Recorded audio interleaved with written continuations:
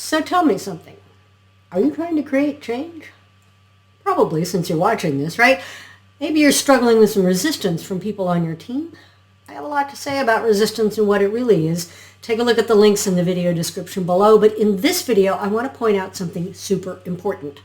A potential change ally might be right in front of you. So, what's a change ally, you might be wondering?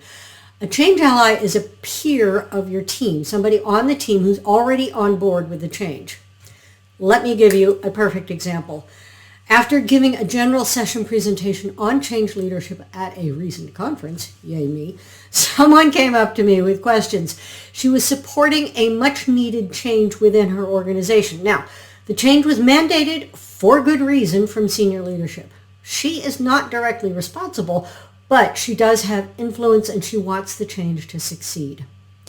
We spent some time talking about the people on the team who are actively resisting the change and why they might be doing that.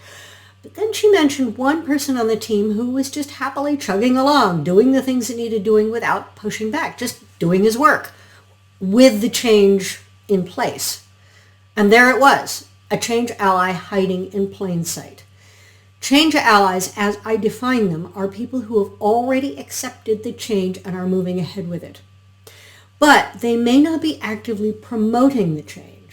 Often, like the example I just described, they're simply quietly doing what needs to be done. No fuss, no muss, no fanfare, just doing the work. The important thing to note here is that these people are peers rather than supervisors. And that means they have a significant amount of credibility and influence because people resisting the change are likely to dig in their heels when urged on by their managers. And of course, there are ways for those managers to develop rapport and influence. That is what I teach, the skills of change leadership.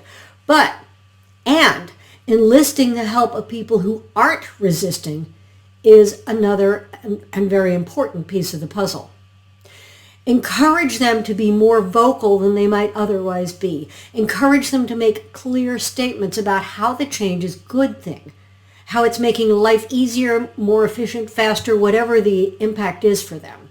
They are, bluntly, more credible than you are as the change leader. They're more credible than you can be. They have no agenda, whereas you're viewed as the leader who has to promote the change as a positive thing. These people are gold. Look for them and enlist them. And as always, if you have questions, just like the people who came up to me at that conference, please do ask. I love answering questions. I always come back to answer your comments. And I also love hearing the aha moments you might have felt in listening to this. And of course, I have to say, if you haven't already subscribed to my channel here, please do. It helps the good old YouTube algorithm know what's useful to people, and it means when you click the notification bell that you will know when I release new videos. I'm not really on a very strict schedule. So then go forth, find your hidden allies, and help them help you.